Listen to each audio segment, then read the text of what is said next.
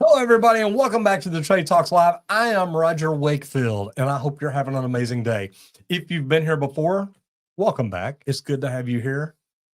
If this is your first time here, man, you're going to enjoy this. We talk about the trades. We've got 11 different topics we talk about each day.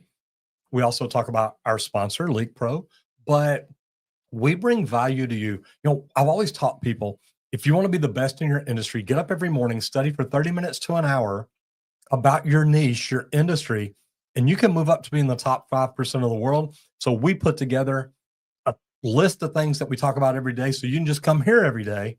And at the end of the year, man, you're going to be smarter. That's it. Good morning, everybody. Happy Tuesday. I'm Henry Wakefield, AKA Randy, AKA Squirt. You're going to hear AKA a whole bunch of other things that I don't say on. That's it. I was going to say, and a whole bunch more that you may or may not get to hear. Good morning. Happy Tuesday. I hope everything is going great so far this week. Hope you wrapped up Monday well. We do want to thank Leak Pro for sponsoring today's episode of the Trade Talks. They let us come in here, hang out, and talk trades Monday through Fridays at 10 a.m. Central Time, which should hit you during your lunchtime or be able to catch the replays. And Leak Pro is the manufacturer of the most precise leak detection system for professional plumbers. We've got a couple different pieces of equipment. The probe for your outdoor use, the sidekick for indoor use, listening through slabs, things like that. Guys, if you don't know anything about it, I also do a 2-day in-person training here just outside of Dallas, Texas. I've got an awesome training center out here built. If you want to find anything out or learn some more information, you can visit www.leak-pro.com, or you can give me a call at 1-8888-LEAK-PRO, and we can discuss the equipment or the training. Bam. Let's talk about Construction Safety Week. Construction Safety Week 2025 promotes industry-wide safety awareness. May 5th through the 9th. So it's not yet. It's but we need to put it on the calendar to remember to it. talk about it some more then. And maybe we even do safety every day that week. Okay. I dig that. Ooh. I love the way we roll. Wheels rolling. Yep. I love the way we roll. It. And guys, that's the thing is, look, if there's ever anything y'all want us to talk about, just put it in the comments and say, hey, look, I wish y'all would talk about anything but pipe fitters. Okay. If y'all will put that. Margarita Day, right? Margarita Day. All right. Yeah. I'm all over that. Matter of fact, it's 10 o'clock in the morning here, but it's 5 o'clock somewhere. It is. We could participate. That's right. Safety. Scheduled May 5th through the 9th, 2025, Construction Safety Week emphasizes the collective commitment to safety in the construction industry. Now, here's what's neat. Squirt and I have both been on some of the biggest commercial jobs in town. Yes. Some of the coolest jobs in town. Some neat ones. Real high, real low. Yeah. All over town. That's it. Underground, above, high rises. We're kind of everywhere. But safety is a big deal on every job that we go on. And it really is. This year's theme, all in together. Now, this is the Trade Talks. It's the trades. It's all of us. It's every freaking one of us. I like that. Patrick Ramirez says, we don't talk about fitters. Oh, okay. Well, I'm out. Y'all have fun. I'm blocking the door, man. You got to stay for today. Maybe we'll talk about them tomorrow. Come back and see. Of course, Squirt says, good morning, everybody. Happy Tuesday. But yeah, Patrick, I agree with you. Y'all wait for tomorrow's topics. Yeah, it'll all be pipe fitting. And he'll give me a fake one right before. Then when we go live, it's like, wait, where's the one I had? Yeah, well, we changed it up. Encouraging companies across the United States and Canada to participate in safety stand downs to raise awareness about fall hazards and reinforce safety protocols. The initiative aims to foster a culture where safety is a shared responsibility among all workers. And that's one thing we talk about a lot, because when we're on these bigger jobs that we're on, literally, you have a job site wide safety meeting at least once a week. Yes. And if something happens, they're liable to call a safety meeting. Hey, let's get everybody together right now. Why did this happen? And man, stuff like that is great. To me, safety is something, and we talk about it every day. At the end of the show, I'm like, guys, look, whatever you do out there today, do it safe. Take a minute, slow down, think about it. Squirt says, hit it effing hard, which that's really my phrase, but he stole from me. But he's like, look, I really like it.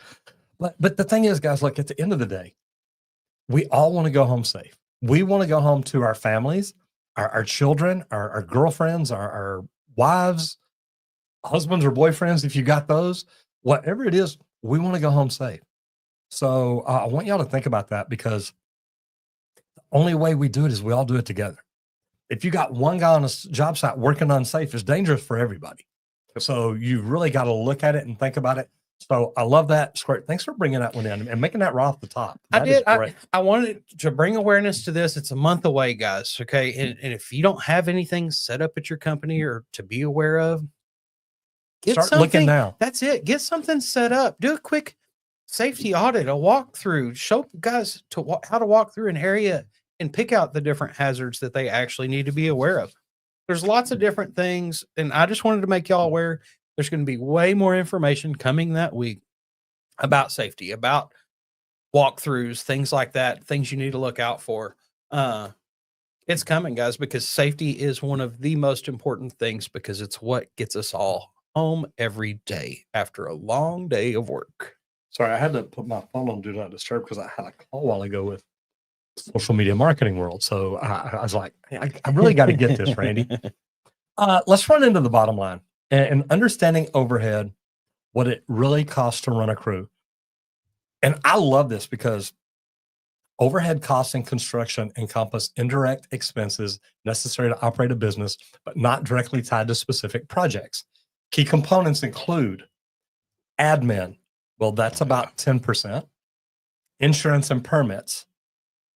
That can be a lot. I was going to say, depending on where the job is, that permit is going to be way different. And then the insurance could. Well, but permits are going to be job specific. Yep. And insurance, it's the cost of doing business. It's probably the best way to put it. But, admin, that's something that if you know your KPIs, you know your percentages, you know right where that should be. Yep. Everything else, like insurance, permits, that to me, that's job specific. But insurance, that's vehicle insurance, that's company insurance, that's your umbrella policy, that's your general liability. There's a lot of insurance involved. But then office supplies and equipment, and if you know your KPIs, you know your percentages, you know what they should be. And a lot of people are always asking, like, Roger, how do you know these numbers? Well, I've had some great business coaches along the way, and your admins, your office staff, that should be 10% of your labor. Meaning, if you sell a job for $1,000, 100 of that should go to admin. Okay. 200 of that should go to your field. Okay. 20%, that's your field labor. So right there, you're already up to 30%. 17% for materials. And we've got office supplies and equipment, and that comes out of overhead. And the insurance comes out of overhead. But so right there, you're at 10, 30, 47%. Then you got another 10% for marketing. There's 57%. That other 43% should be, y'all ready for this? 20% for profit and overhead. Really, you're shooting for 20% profit. Yeah. And you want the other 23% to cover overhead and expenses like insurance and things like that.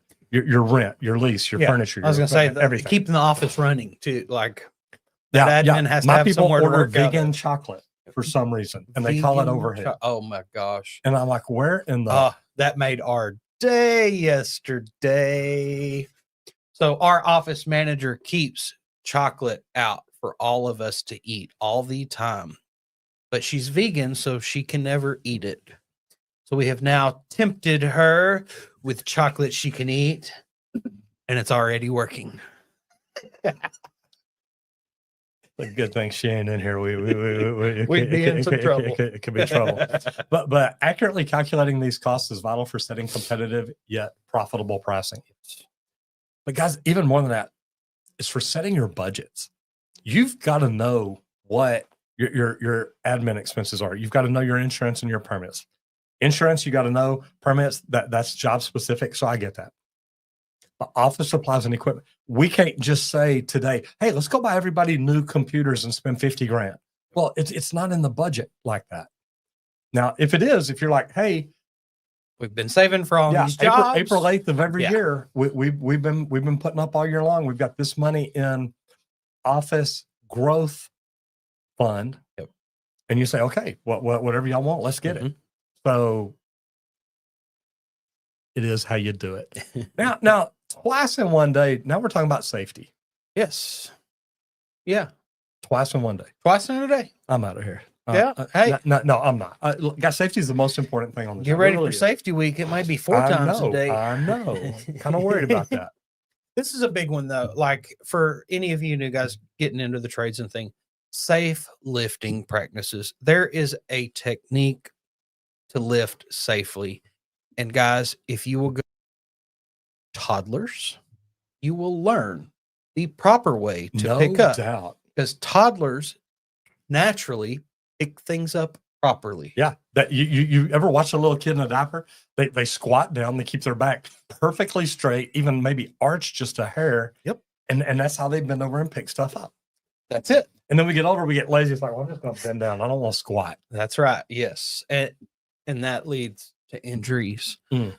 sprains, strains. Guys, lifting technique is very important. You want to assess the load. Okay. If you don't know how heavy it is, try to figure it out before you're just like, oh, I'll just pick it up and find out then.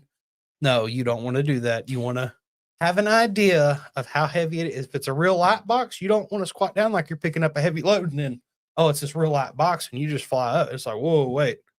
You want to know what you're picking up. That's why I walk up and kick them first.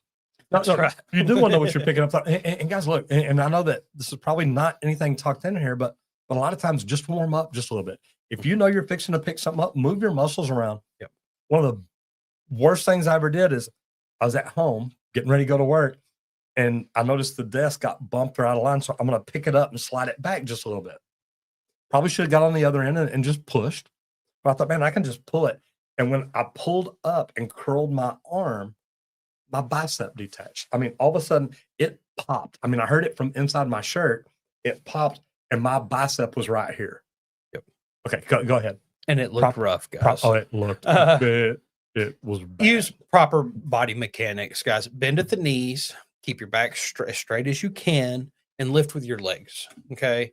Use that lower body to do the lifting. You will have to shift the upper body sometimes, depending on, like, sometimes you get those awkward loads. And if they're too awkward, get help. Okay. I've carried some really awkward things, but there's sometimes it's just like, look, no, I just need some help on this. Well, it's really light. Yeah, but look how long it is. Look, it's got all these different things. I don't want to hit nothing or tear anything up. Use the right body mechanics or get some help. Avoid twisting movements is the key here. Whenever we twist and we are holding some weight, that is one of the worst things that you can do for your back. You want to keep the load close to the body. You want to pivot with your feet, not your waist. You want to actually use your feet to turn your body the way that you need to. And like I said, the key here is seek assistance whenever you need it. If the load's too heavy, nowadays it's what, 50 pounds is the limit per person. The guys, I was plumber, pipe fitter, welder. There were so much pipe I couldn't carry by myself. I had to have my apprentice no matter what. Okay, so I'm sitting here looking at a 10-foot piece. Let me go no hub. I want to see it right here. I don't even see no hub. Okay, so we'll just go soil pipe. Cast iron soil pipe. Yeah, 10-foot length, 6-inch, 125 pounds, 124. I remember when I was younger hanging 10-foot pieces of cast iron pipe for storm drains. Yeah. Oh, yeah. Okay. Now, it may be a little less than this because it didn't have a hub on the end, and this is hub. Yep.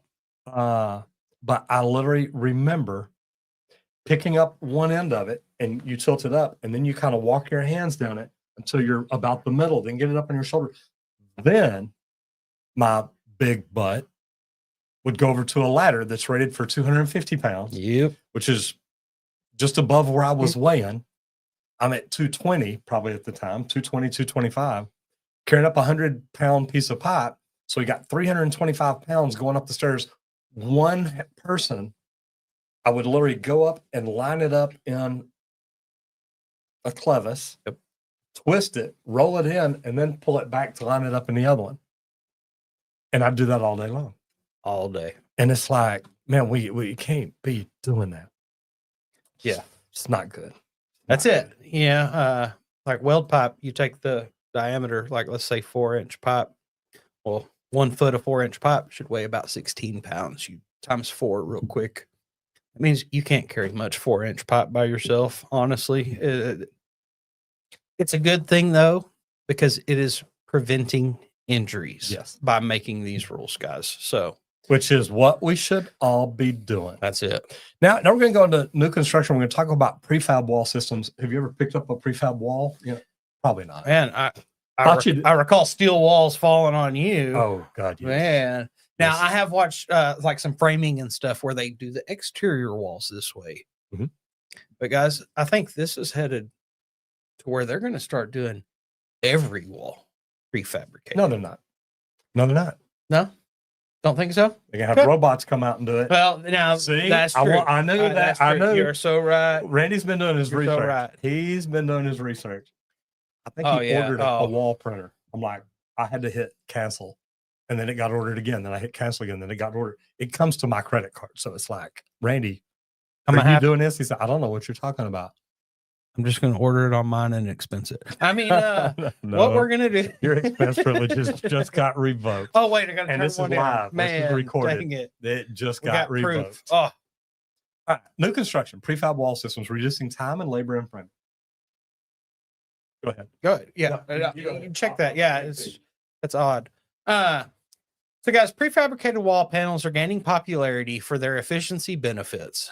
Studies have shown that using prefab walls can save up to 71% in framing labor time for a 2,600 foot home compared to traditional methods. We got a loud vehicle outside today. It's kind of distracting. Some of the advantages here is consistent quality. We talk about that a lot whenever you're prefabricating. You've got this set space, this enclosed warehouse that you don't have to deal with a lot of things. It is going to be the consistent quality that comes out because they're going to kind of assembly line everything, and there's nothing there to screw up their normal routines on their building. Also, reduced waste. Whenever you're in there and you're prefabbing everything, you can have robots figure out exactly where to cut everything to reduce scrap as much as possible. But the best part, guys, faster enclosure. Whenever it accelerates the building's dry-in phase, allowing interior work to commence sooner. Builders should weigh these benefits against initial cost and logistical considerations when deciding on the construction methods, though, because you're going to need some different types of equipment possibly whenever you're bringing out all these prefab walls, especially if it becomes all the interior and things like that, because you can't just roll them all in unless they start building from the inside out, and it may come, you never know. And look, I've seen prefab walls. Mm-hmm. I've watched it. It's cool. The way they pour them in place, literally grab a crane, pick it up, tilt it up, lift it up, and set it up. It's right where it goes. Neat thing. No. I don't think that's everything, though. No. Reduce time in framing. I don't think we're talking concrete panel walls. You're talking anymore. the inside. We're talking interior walls. Prefabbing those, sending them out, and I've rolling them through and standing up. Yeah, that's it. That. And I think they're gonna y'all used to do them at Parkland. Yep. The med gas walls. Yep. Now they're gonna start doing all of the walls where you don't have anybody sitting there just framing. They're standing frames up and tying all the frames together because it's all built. And think about it. I mean, most of these floors are repetitive. That's it. Yes, it's the same thing. If you build it once, you can build 10 of them at a time. That's right. And that's where they're saving 71% labor on this, guys. That's huge. 71% on labor. Labor is one of your biggest costs anywhere. So, and it, like you said, accelerating the dry-in phase. Yes. Speeds up the whole job for everybody. Everything up. That's it. You get your plumbers and electricians in the walls quicker. You start that top out. Oh my gosh. It's going to speed up the whole process. And Patrick says, not to mention what happens to your insurance cost if you don't train your people to be safe while working. Bad crews liability can really affect your ability to win work. In multiple ways, because of your insurance rating and different things like that. And Randy's talked about that before. It can get really, really bad. What do we got out there? It's a water truck, but after I walked back in, I thought, I don't think that's ours. I think he's probably trying to figure out how to turn around. Okay. Just checking. Yeah. No. And I'll take I was one telling more him it's picture in very just a distracting second. because it's really loud I one know. today. Like, go ahead and talk about this, and I'll be right. Man. I'm going to steal it. mindset growth, guys. The key here, replacing I'll just do it myself with delegation. And effective delegation is essential for leadership and business growth. Steps to delegate successfully include identify suitable tasks. You don't want to delegate the most important things to the least qualified people. You've got to actually think about who you are delegating with the task. Is it something they're perfectly capable of? And what is it going to pull them away from also? Because you don't want to delegate all the work. You're still going to want to handle the important task. But the things that you don't enjoy doing or seem like kind of a time waste for you, those are things that you probably want to delegate to somebody else. Yeah, and I love this because one of our coaches literally makes a calendar. And for like 2 weeks, he'll go through and write down everything he's working on when he's working on it. He's like, okay, working on editing, working on this, working on this, working on this. Track all his minutes. Yeah, I worked on this for 30 minutes. I worked on this for 45 minutes, whatever it is. And then at the end of the weeks, he'll go through it with a red highlighter, a yellow highlighter, and a green highlighter.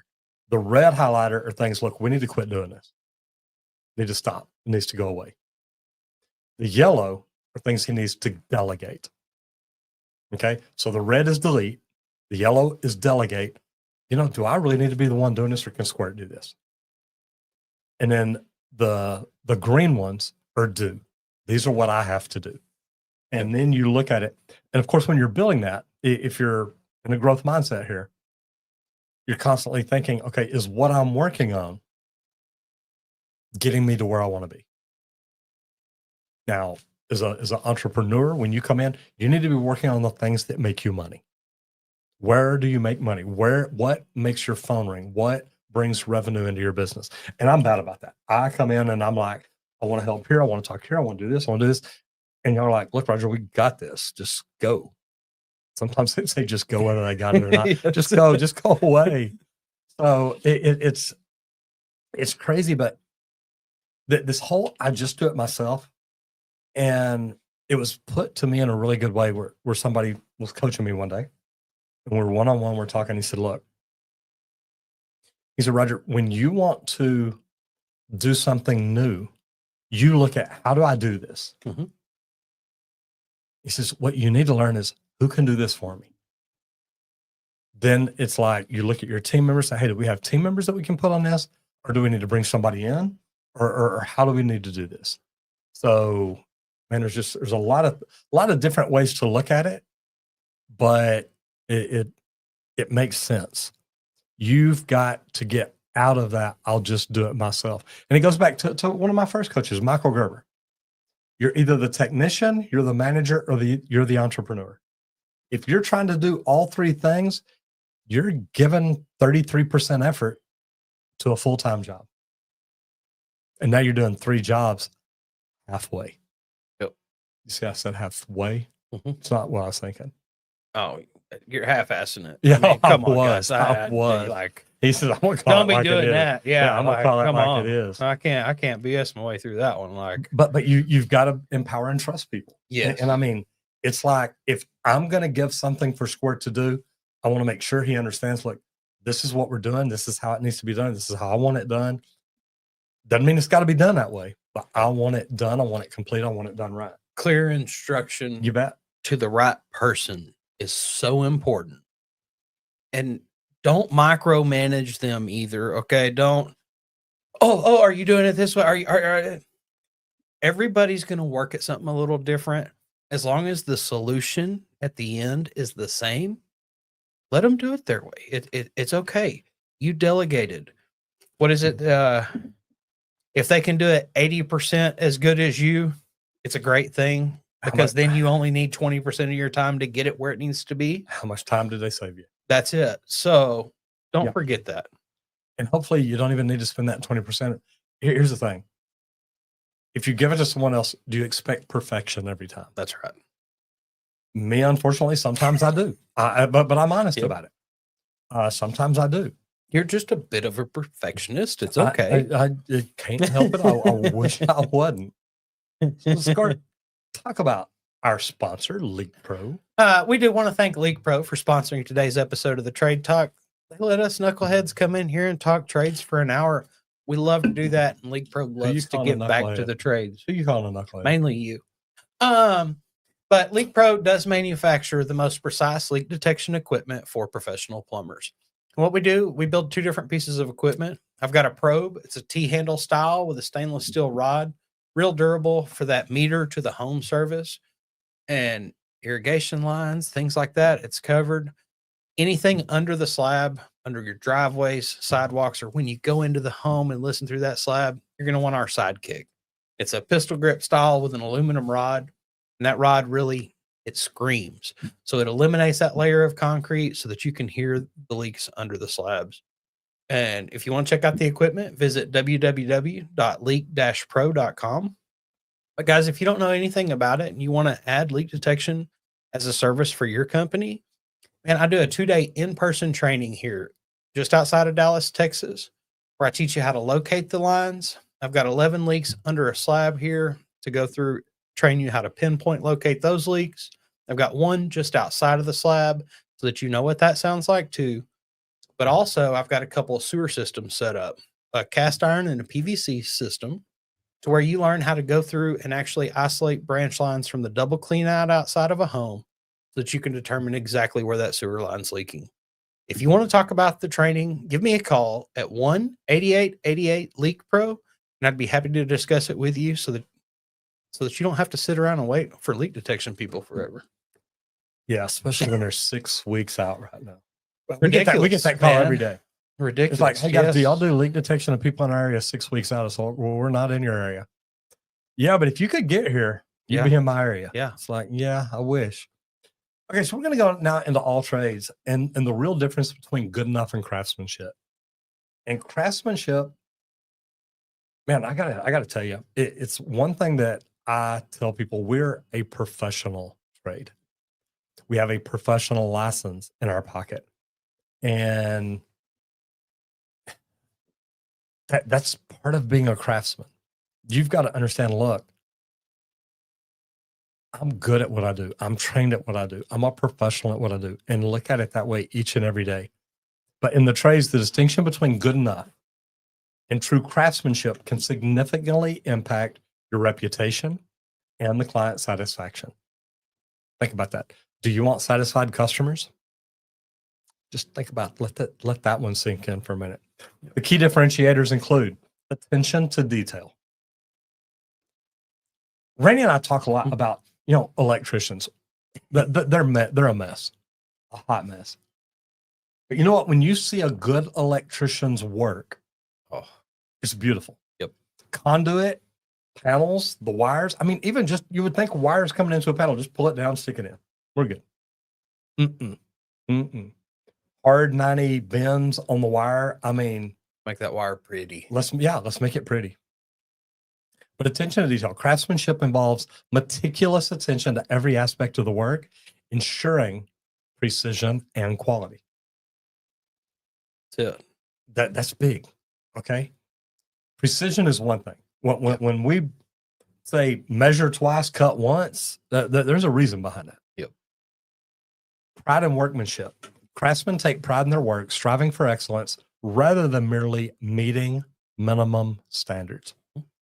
This cover. Yep, that looks great for my house. Yeah. How many times the have you one heard you that? hear more than, man, it's gonna look great for my house. I don't know about where you live.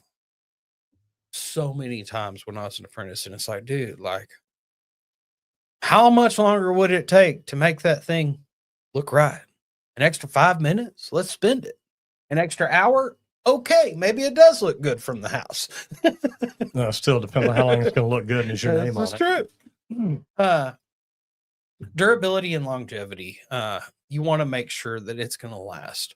One of my big things here, we had a guy working for us, and it was came layoff time, and they're like, okay, well, we could lay off these guys. We could lay off this guy. He's really slow, but everything he puts in is perfect. We will never have to come back for a punch list of anything that he installs. Yeah. Who do we get rid of? The fast guy or the slow guy? Well, let's just get rid of all the fast guys. Because I really don't need to be coming back after anybody at this point of the job.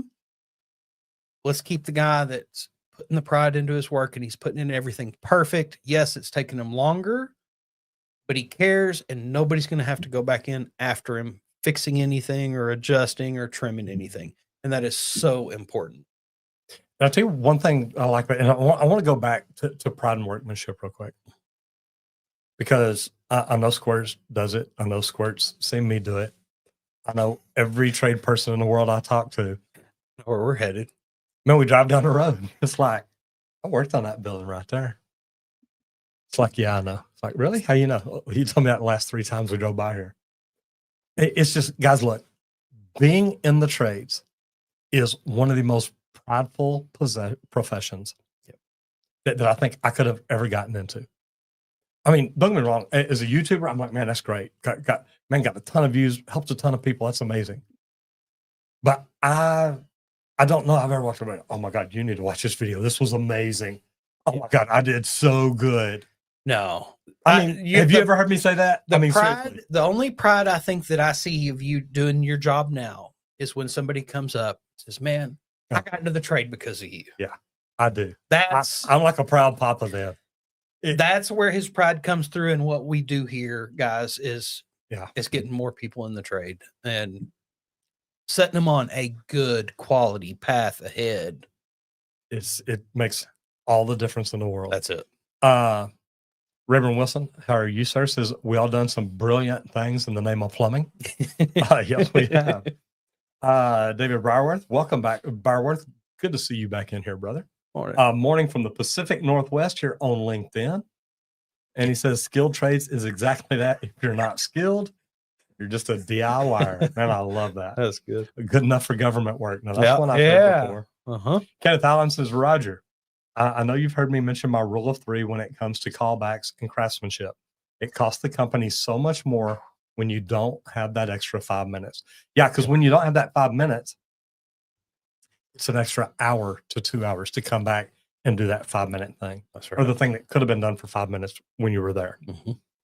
Says Roger, there we go. I knew there was another one. Right? Says even if the customers that don't understand that, we can see the pride. Yeah. So the ones that don't understand what we do, man, when it's true plumbing square, and it makes all the difference in the world. All right. Laws and licenses. Unlicensed subcontractors. When are you liable? Well, from the day you hire them and they all start. The time. Yeah. Hiring unlicensed subcontractors can expose contractors to significant legal and financial risks. Potential liabilities include a bunch of things. Injury claims. If an unlicensed subcontractor lacks the proper insurance, the hiring contractor may be held responsible. That means it's coming back to you if any injuries occur on the job. Responsible for substandard work. Work performed by unlicensed individuals may not meet industry standards, leading to potential legal disputes and remediation costs. Regulatory penalties. Engaging unlicensed subcontractors can result in fines and penalties from regulatory bodies, the AHJ, the authority having jurisdiction. And to mitigate these risks, always verify license and insurance credentials before hiring subcontractors. Now, I'm going to get on my soapbox. If you ever have to hire a plumber, an electrician, or an HVAC person, contact the AHJ, the authority having jurisdiction here. Call your city and say, hey, can I speak to the chief inspector? If it's plumbing, the chief plumbing inspector, the chief electrical inspector, the chief HVAC mechanical inspector. And say, hey, look, I got a question. I'm having ... done. Whether it is replacing a water heater, whether it is replacing a flapper. Okay. Okay. I'm having a flapper done. Does this work need to be permitted and inspected? And then when the person comes out to do your job, rule number one, may I see your license? Because all three of these trades have one. Yep. And if they're like, well, I left it in the truck, it's like, okay, I'm wait. Go get it. It's like, oh, I left it at home. Okay, will you call your office and have them send somebody out with a license? Or better than that, say, well, okay, can I just see your driver's license then? And then take a picture of it and then go call the authorities having jurisdiction. In Texas, it's the Texas State Board of Plumbing Examiners. Say, hey, I've got Randy Wakefield out here, and he says he's a licensed plumber. No, he's not. He's just an apprentice. You can, right. But you can go online and check that too. But you can call them and say, hey, look, I want to make sure. Yep. Get online. It's quicker and easier. Yeah. But guys, here's the thing. I can tell you there's companies every day in every state sending people out that are not licensed to do the job. And if a problem happens on your job, they're not going to be insured because their insurance company is going to say, hey, your insurance policy says you have to send out licensed people and you didn't. Or if you hire Chuck in a truck because he has plumbing, PLUMMING written on the side of his truck. Yep. Because you hired him because he's a lot cheaper. He either doesn't know what he's doing, he's not using the right materials, he's not pulling permits, he's not getting inspected, or he's doing all the above. He's not insured at all. The worst part, guys. Because if he floods your house, guess what? That's it. It's you. And now here's the bad thing. Your insurance company may say, hey, you should have hired a professional. You tried to save money. It's like saying, well, I have my girlfriend fix that. Is she licensed? No. Well, then that's your problem. That ain't ours. Yep. I'm just saying, guys, be very, very careful. It's a tough pill to swallow. And then like back on the entry claims, like if you're a GC out there or anything, you don't want that. You want to make sure that everybody is covered on their own insurance. Like I've been on some large jobs that we had to prove so many things, some requirements. Like I worked on big projects. You have to have $3 million insurance policies.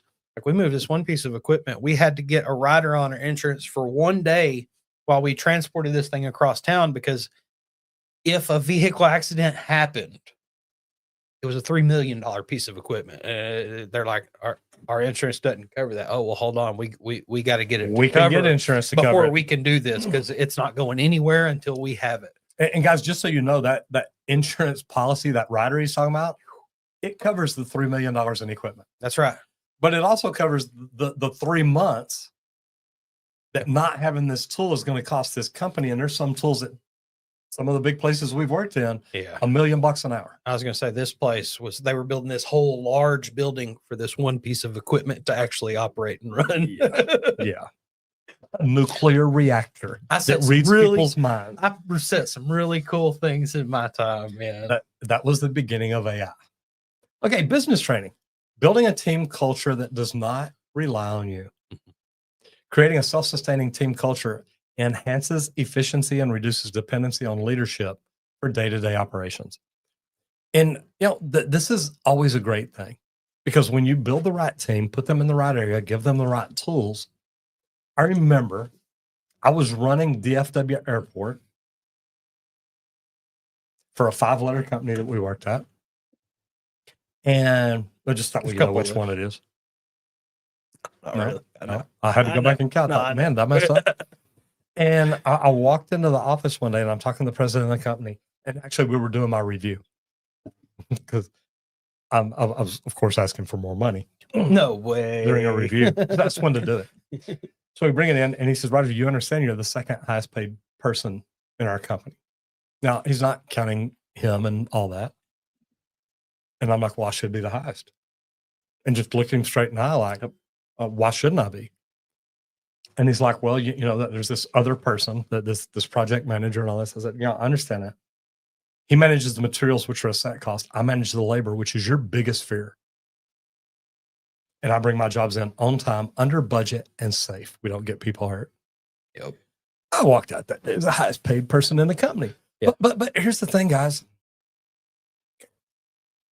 I also asked him, how come you've never come out to my job? I had been on this job. This is a 2-year project. I'd already been on this job a year and a half. I'm not worried about you. He said, I don't have to. I said, that's why you're going to pay me. That's right. Yeah. Because you ain't got to come out here at all. It wasn't a question. It wasn't a negotiation. It's just, hey, here's why you're going to pay me. I had a plant manager.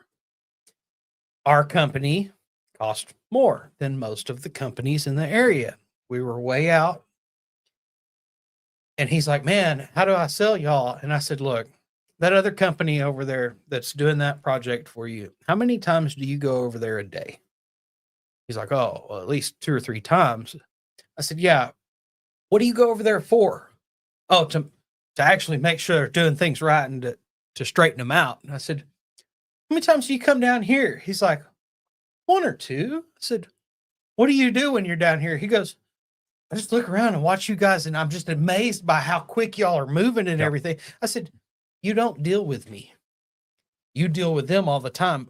Which one cost your company more money in the long run? And he's like, ooh, that's how I sell y'all. And not even overhead. Not even cost you more money. Which ones of us make you more money? That's it. Because higher profit margins, and I love this comment here by Patrick Ramirez. He says, if it takes the slow guy 2 hours to do the 2-hour job, he's not slow. That's right. But if your fast guy gets it done in an hour, and the next day he's got to mobilize, get back to that area again, fix what he didn't fix right the first time because he was in a hurry. Now he has to come back and do it right. And then it takes him another hour to demobilize because, like, guys, let me tell you, some of these jobs, just getting your tools from there to there, an hour is a good time. Yeah. If you just told me at Texas Instruments, I need you to move from here to here, and I could do it in an hour and have everything I need, you're like, dude, you're hired. Yep. But I'm just telling you. So I do. I like that a lot, Patrick. Thank you. Mentorship and exposure are critical. Yeah. Thank you, Roger. David, man, they are. You've got to have great people to learn from. Trade Talks Live says, hey, I want to start a septic truck cleaning business, Miami. I have no experience. Where can I find a certified plumber to start the business? Number one, I don't think you've got to be a certified plumber in Miami to do a septic truck. I would get online, ask Google or ChatGPT, who is the authority having jurisdiction over septic trucks in Miami, or get on social media and start searching septic trucks in Miami and see who's on social media and call them and talk to them. Calling. Social media people are really great people. I mean, except for pipe fitters. Most of them are cool. Paula, how we doing? Good morning from California. Good to see you in here. And this is Paula Orial. Nice to have you here. Ooh. And it's a double L. Do you pronounce that Orei? Like the double L, the Y? Very interesting. That's a great question from me. Yeah. I don't have them often. Okay. Back to business training. Yeah. Establish core values. Have them posted. That was one of the things that I loved the most is at the big company we worked at, everywhere that all the field people would come in. The values. Our values were up there, plastered on the wall for everybody to see. Any visitors, they knew what we stood for. And then have standardized processes. Use checklists, SOPs, job flow charts, anything you need. I kept a full-size set of drawings in my office. And when I walked the field, I'd come in and do our progress. And I had different colors for different pipes, different everything, really. And I mean, I would come in and color code it every day and mark how much did we get done today. And I could always compare that, checking my KPIs to make sure that we were on pace, that we got enough pipe in today that we hit our numbers. Yep. And it wasn't just show pipe. Don't just throw it up in there. That's it. This is installed. It's got to be done. And then train for leadership at all levels. And we talked the other day about Ronnie. Ronnie used to have his Brant Rangers, and he'd bring in the apprentices, and he's literally training them now to become leaders. Guys, that starts at the very beginning. And then have a recognized initiative. Recognize people when they do things right. Recognize when they do a good. Stuff like that makes people really want to step up and do more. Recognition goes a long way. It really does, especially if you're calling them out in front of the team. That adds even more, and they're going to pass down more knowledge to that team so that they can excel also. All right. I'm going to let you talk about Man, using your personal personal vehicle here. Tracking mileage and wear on personal vehicles used for work. For companies that allow or rely on employees to use personal vehicles for work tasks, tracking is essential to stay legal and fair. And guys, this is real big. If you're carrying your tools back and forth job to job, working for a smaller company, all that personal use, you can get reimbursed for on the IRS. You can claim that on your taxes. But you must document business mileage just to justify reimbursements or tax documents. 2025 standard mileage rate is 67 cents a mile that you can get back. You can claim that on your taxes as a deduction. Preventing abuse. Without records, it's impossible to verify how many miles are truly job related. So you have to have a logbook. If you don't have one and you claim mileage, they come back after you. Guess what? You're in trouble. You are in trouble. You have to have that log. And if you actually track everything and do things like this, it'll be a great deal. Vehicle wear and maintenance. Employees using their own vehicles are taking on depreciation and extra maintenance. Fair compensation can avoid conflict. You've got to maintain that vehicle. It's still going to need oil changes, things like that for your personal and your business use on there. So you're going to have to kind of split it accordingly. And I'd say you could probably do that by a percentage. That way it's clear cut for everybody. The IRS isn't going to argue with that. If it's like, look, this is a percent of mileage that were for business. This is a percent that was personal. So this is how I broke down the maintenance cost. And I'll teach you a trick there. And I learned this the other day. Okay. To call it work. And I learned this from a taxman. Okay. He said, so if you're one of these people that like to stop and get coffee on the way to work, even in your personal vehicle. Okay. Yep. Drive to the closest place you can get coffee. And I don't know why, but if you're driving from your house to the office, you can't ride off those miles. Yep. But once you stop somewhere, now you're working. And that's the way it was put to me. It's like, look, if you stop and get coffee, stop and get a donut, you are at work now. Your day's moving forward. Now, anybody wants to know my tax man, I'll give you his information, let you talk to him. But I'm just saying. Interesting. I'm just it's he says once you make that stop, now you're on work mileage. So man, I thought that was cool. Cool. There's lots of tracking tools, guys. There's a bunch of apps out there that can run in your background to actually log trips automatically. That's one of the things, like typically my reimbursements I would always do when I was estimating was just back and forth to the job sites to do job walks because it was out of the normal driving. Manual logs. Okay. Paper logs work if they're filled out daily, but they often break down due to human error. So get an app. It's going to track it. It's going to keep it. It's going to save that data on the cloud somewhere so that you can access it easily years down the road. Not bad stuff. We are rolling over into social media. I thought this was interesting. I went a little different today. I see that. And we've got Miller Welders. It's Weld Day. I didn't call out anybody specific here. We went by brand. And one of the coolest things, since we were talking robots earlier. Your mouse. Oh, okay. I can talk you through the end of it. We're good. You are fine. I just need you to quit using your mouse so I can control this. So Miller Welders, guys, 176,000 subscribers, 1,400 videos. It's got almost as many as we do. If you want to know what they've got coming out, here it all is.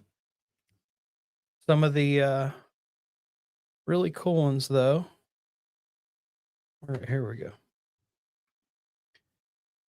We're talking robots all the time and where robots are headed and what all they're doing. Yeah, we should think about signing up for premium here. Here, he's programming this robot on one side manually with using a teach pendant time, actually teaching it what to go through and do, what to weld, what to do. This other one, he's actually using a computer program to lay out and draw exactly where everything's supposed to weld and do all that to program the robot faster than the old way. There's more and more advancements coming, guys. And before long, they're not going to need us. This is going to become a thing. All you pipe fitters out there we can't talk about today, you may actually have a welder in your bucket that's just made of metal now, not living and breathing and crying all the time. This thing's just going to do what it's told when it's told. Ooh, we're going to love that. I think it's pretty cool, though, just some of the different things that we've got here. And that's a TIG welder, too. This is. MIG.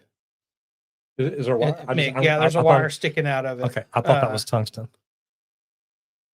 So he was programming and this other guy's programming. They're teaming up. But if you look at these hours, okay, now this one was coming down in time where the other one was going up. But go through and check this thing out, guys. All this stuff, it's happening, okay? Future's coming. And then what did I see? I saw this one. Copilot Builder works anywhere that you do. Yeah, we are going to have to upgrade this channel. But it's pretty freaking cool. Miller Welding, we need a welding machine out here. I'm just going to go ahead and throw that out there real quick. Like we talk a lot about, is this going to become a thing that you can actually go and do in the field? Well, guys, you can mount this on the wall and you can set up an automated welder right there. So pretty freaking neat. Go ahead. You can keep talking about it. Oh, I'll quit sharing that screen. Let's do that. No, I mean, okay. Perfect. But guys, if you want to know about welders, welding machines, things like that, you can get on here and you can check it out. You're doing something here, not there. Oh, am I? Yeah. Check out manufacturers and things. We normally talk about different social media people out there actually promoting things. Manufacturers have their own channels nowadays. You can get on there, find out some of the new equipment, things they've got coming. It's something we talk about all the time. Keep yourself in the know of what's coming down the pipeline. Jumping into stuff like this, it's getting you there. It's teaching you the new things so that you are aware of what's coming. And then you can embrace the things that you want to and avoid the things you don't. Well, I'm having problem logging into Instagram on the computer. You grab your mouse, you can try. I was going to pull up their Instagram channel's even bigger. They've got 176,000 subs on YouTube, but they've got over 500,000 on Insta. Yeah, on Insta. So, and I don't know, try one thing. Maybe I'm just, really doing things wrong. Oh, look at you being all smart. Occasionally it'll do it. Like there it is. Okay, so I'm going to show that and see just because if it lets us, we'll see. Yeah, it's not. Like, okay. Yeah, it's probably not gonna. Okay. Anyway, let's roll into the Q&A section. First of all, I got some comments here. Yeah. Where's the one I saw I liked? Oh, I don't know what this is. I don't know. If SM stinks, give me a call. Okay. Patrick Ramirez says our union collective bargaining agreements don't allow transporting of company equipment or tools in a personal vehicle for work. Ours don't either. Yep. I think that's the case in most states. We are allowed to carry our personal tools. Yeah. So we've got a bargaining agreement where used to be all the tools were paid for. Then they came through one year and said, okay, we're going to give everybody a complete bag of tools. If you worked at some really good companies, they give you great American made tools. You worked at other companies, they give you a made in China. Yep. And it's like, seriously, this is what y'all want us to start with? So anyway, then they give us, I think, 10 cents on the dollar to replace your tools from now on. Yep. So sorry. Let me move that mouse out of the way. I didn't even know you grabbed it. Yeah. And I clicked and unhid the comment. I was like, wait, what? Oh, there you go. And then, yeah. Pelagomer says, are you guys aware of any programs where you can go and help rebuild after the California fires as a plumbing helper to gain some experience? Employers are not hiring without experience right now. I'm not sure, but I'll tell you what I would do. There's a company I'd call in California called Rooter Hero. It's a service company. I don't know that they're doing any rebuilding, but that may get you out and get you started. And I know John Acoyne, a great guy. He'll bring people in and he'll keep them around. And man, for a little bit, you're going to do labor work. It's going to be digging, cleaning out the shop, doing this. Show up every time, show up with a positive attitude, show up in uniform, do the things you're asked to do. And if they see you doing that, then they're like, hey, look, we want to move you over into a plumbing role. And he literally told me in 9 weeks, he can train a plumber because they've got training centers and they put you in trucks with people to train you. So literally you're learning hands-on, I think 3 days a week, and then 2 days a week, you're in the field with somebody and they've got an agenda. You show up, you rebuild a toilet, you rebuild a lavatory, you change out a garbage disposal, you do this, and you do this stuff over and over and over again. And he says, look, 9 weeks is the longest it takes me, but they make sure that you're the person for the job before they do it. And in California, once I decide you're a plumber, you're a plumber. So I can send you out on jobs so you can start growing and making more money. So that part is really, really cool. And I love that. I can remember my younger days whenever everybody's, oh, you got to have experience. You got to have experience. You got to have experience. Something I've learned from some of the coaches that we've listened to, if you're really serious and you really want to go to work and you want to be a plumber and you know that's what you want to do and you're hungry, you don't care, go into that company. Hey, you're not hiring right now because I don't have experience. That's fine. Let me donate a week of my time. We're not going to set a rate or anything. At the end of that week, you can evaluate me on if you want to hire me in a position or not. And I know it's a gamble. It's a roll of the dice because guess what? You may not make anything for the week. But if you go out and do that and actually make a hand and learn some things, guys, they're going to pay you better than anybody they would have hired off the street because you gave that initiative and you just said, look, put me to work. I don't have experience. You're right. I'm going to donate my time so I can get a week of it, though, to get in that door. And that may open some serious doors because you're going to start out doing laborer things. And David says, go get them with attitude and soft skills. Priceless. Love it. Absolutely. Guys, this video is sponsored by Leak Pro. If you want to learn more about the most precise leak detection system for professional plumbers, go to www.leak-pro.com. And if it's something your company doesn't know about or you don't know about and you want to learn how to do it, give Squirt a call at 1-8888-LEAK-PRO. I think we have the most amazing training system right here just outside of Dallas. We teach you how to find the lines, find the leaks, and we also teach you how to isolate and find leaks on sewer systems, both cast iron and PVC. So love to get y'all out here, get you trained on it, let you learn how to use it, and then you can be one of those people that tell everybody else how amazing this leak detection system is. And if you're the only owner of the company and you want to sit down and talk about marketing, I can teach you how to make your phone ring, especially when all these other companies are telling you, yeah, you got to wait 6 weeks for us to get there. So if it's something you want to learn more about, go check out Leak Pro at www.leak-pro.com.